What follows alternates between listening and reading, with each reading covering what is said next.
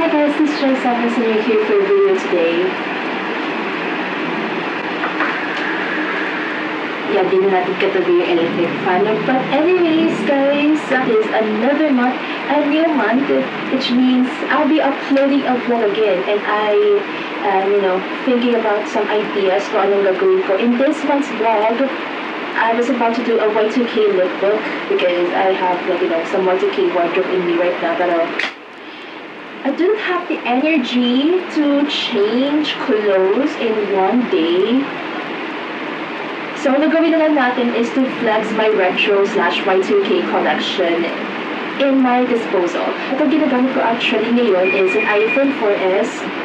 This is not some sort of Y2K, but it is also considered vintage because considering that 4S, even 5S is considered junk by Apple, so hindi na siya fixable by Apple at this point. So if your 4S is already broken, maybe find someone who might be an ex-Apple employee who can fix this vintage iPhone for you. So regardless, I'll be showing you guys what are my Y2K/retro items in my closet or here around my bedroom or in my room as well. So if you want also another personal life content or this kind of content or music content, you can follow this channel. But if you want me to tackle more complex stuff like the retro media, which hindi ko pa siya na-update, ano na, you can check out the Joy Show. Kailangan nakalibra na yun eh. So you can check out the previous episodes. Maybe this June, mag-update na ako. Promise yan. Promise. Mag-update na ako sa June. With that said, guys, let's move on to the first item in my collection. So this is my mirror right now. Actually, this looks very disgusting as we speak.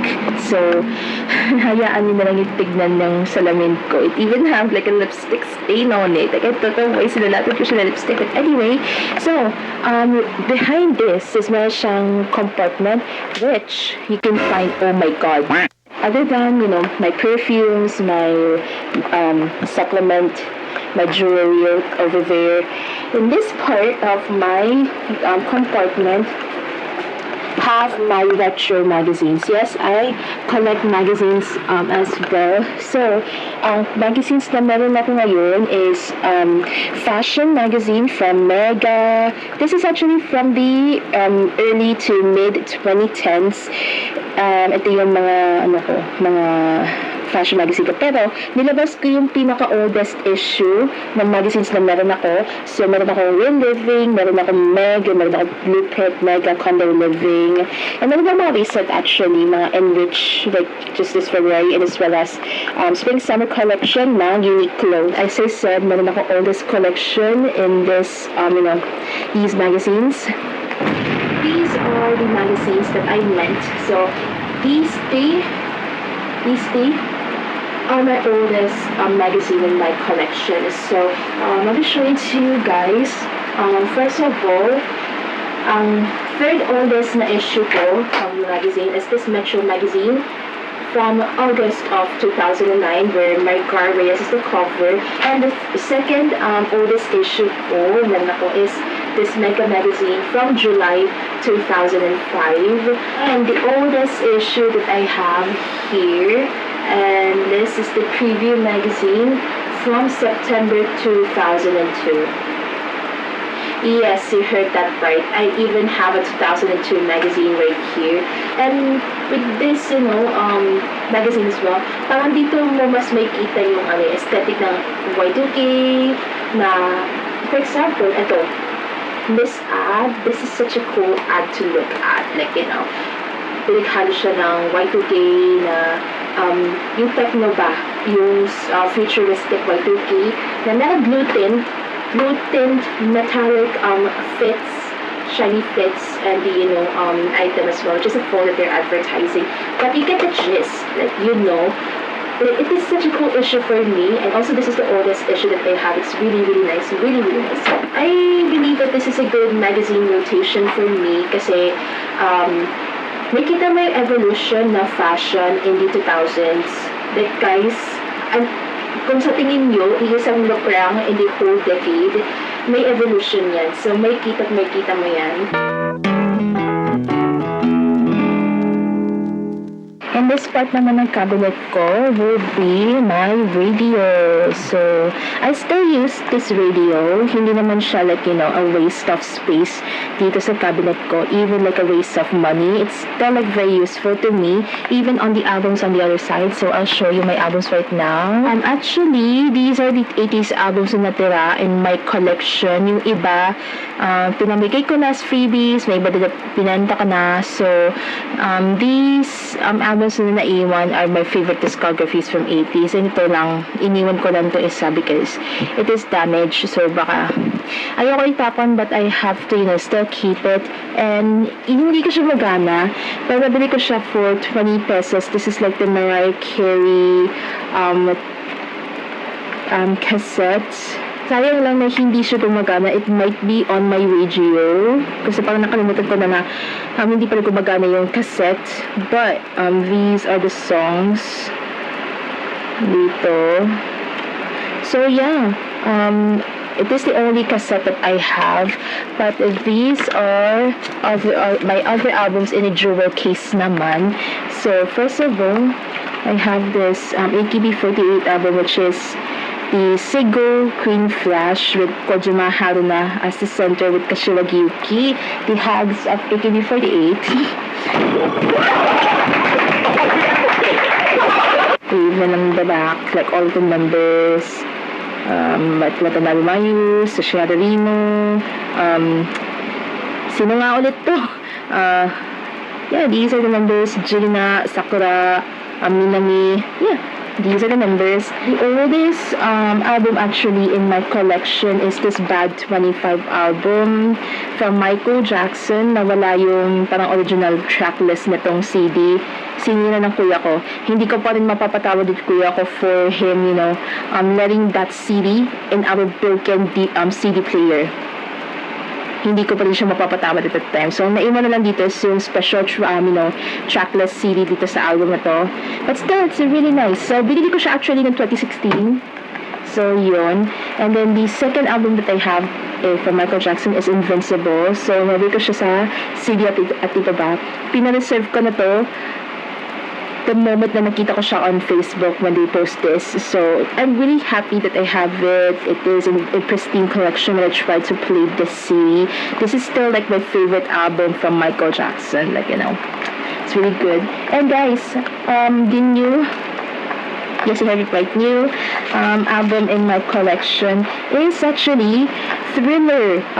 This is a Thriller 40th anniversary edition. So, ito siya, makikita mo siya. I still have the, a jacket from this.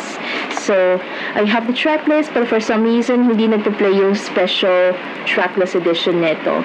Pero, still, yung mga original tracklist nito still playing on my radio. So, kahit pa hindi kayo CD, Michael Jackson fan, if you are a CD collector, I think you still need to have a Thriller on your collection because again, this is the world's biggest selling album of all time.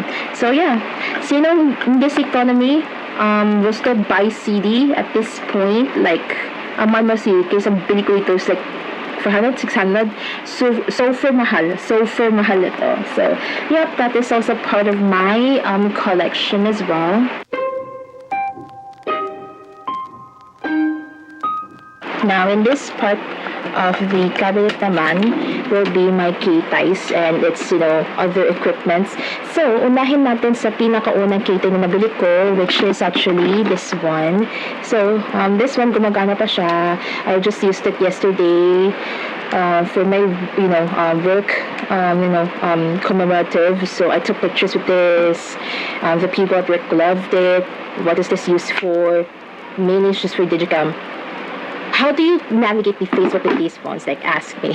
So, other than that one, ito yung second na nakuha ko in my collection, which is the yung mga model names, ilagay ko na lang on screen. So again, ganito yung itsura niya.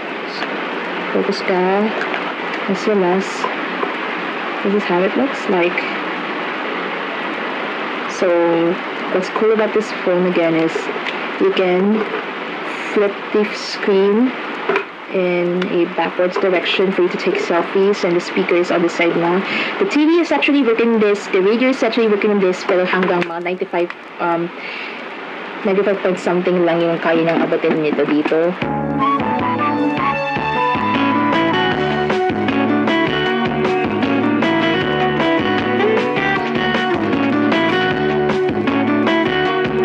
And the third one that I got is actually already broken. This kita over here. I tried to still open it, but I think the battery is already deteriorated with this. So, nabibili pa naman yung battery on eBay, but I think saan na. So, yun. But still, this is the smallest phone that I own. It also has the sub screen for you to, take pictures on, while the phone is closed. So this is a really cute phone regardless. I love the color on it. It's like blue something-ish.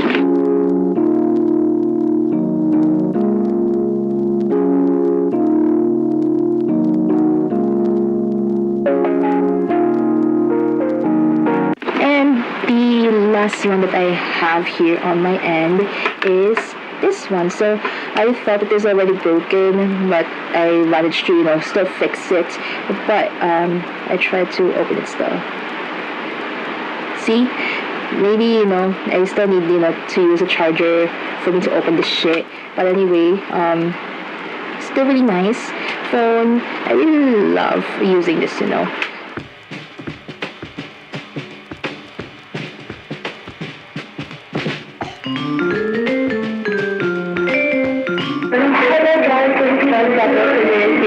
Today. So, andito ako sa Hyman's Coffee to talk about my wardrobe done. I'm fucking stressed. I'm fucking tired. So, yung chargers, yung mini SD card adapter ko, and then yung earphones ng itong ko, and then itong SD card reader for me to transfer the files, the chargers. Yep, those are my Kitay collections. Okay, so the last thing naman na i-share ko sa inyo guys is actually my wardrobe. So, bumibili ako ng mga Y2K fits mostly sa ukay-ukay. Pero pag walang nagkakasya sa akin or walang yung ganung style na preferred ko on shopping on Y2K outfits, I admit I buy some of those online, mainly Shein, kasi especially on the jeans side, like with the flare pants na blue, swear ko lang na nakabili ako ng size ko on TikTok shop, but it's in color blue, but I want to have like a gray na jeans, so I bought it on Shein instead, and it's a little bit big for me because it's 2XL, so I will buy an XL next time. I also bought a mini skirt from Shein as well in 3XL, but I really have to buy my bottoms on Shein in XL, so I'll keep that in mind next time. And as well as I think the most essential Y2K fit in my wardrobe, in my opinion is the shirts. The shirts like the V-neck t-shirts, the ruffle shirts, and the printed t-shirts as well. Because you can buy the street jeans, guys. Pwede kayong bumili ng street jeans, not skinny like straight cut ones. Even the flares, if you want to have like a flare jean, you can buy those on your own. So yeah, for example, meron akong t-shirt or a blouse dito, like ito siya. I wore this on my birthday, number 1, and as well as meron namang styles na punit na on the Y2K subtext sa pwede mo mabili. But I think na ang pinaka-important na style or styling pag Y2K wise is the shoes. I think this is the most important. In Y2K, kitten heels are essential. Pinaayos ko actually to. Iba actually yung ano na to kapag nabili ko siya. So this is from Parisian, the SM store. You also need to have like a low cut boots. I'm telling you guys, kapag may boots kayo, you can easily style your Y2K fits. Just to let you know, even like a Converse low cuts, if you want like a Kobe look, or like a simple like sneaker, like Y2K is just like starting started the thousands. And I think the most important item or shoe for you to get the Y2K look is like raffia style sandals, wedges, or heels like this, or platforms like this. Like I wore like a Y2K style outfit nung pumunta ako ng SM Mega Mall, and I think it really fits the Y2K persona. And as well as another like essential to a Y2K fit is the camisoles. Madami kayong mabibili camisoles sa ukay-ukay in all sizes, guys. And as well as lingerie. Like, for some reason, people wear lingerie as a, everyday fits. Nilalabas nila. But, you can style it as like, a standalone shirt with jeans and a kitten heel, or di kaya pair it with a camisole, cardigan, again a jean, and even like kitten heel or a flat sneakers, and you will get like a 2000 shoujo outfit. Like, so yeah, that's how you style yourself in Y2K, and beauty as well. Just to let you know, I think lip gloss is essential. Lip gloss is very essential, and some powders as well. Because in Y2K, hindi plakado makeup mo. As possible, you need to look more natural as possible. So, yeah, a powder and a lip gloss, like pink lip glosses will be better. And as well as, like, the thin eyebrows. But I don't want to get very thin eyebrows. I think this says eyebrows, but enough.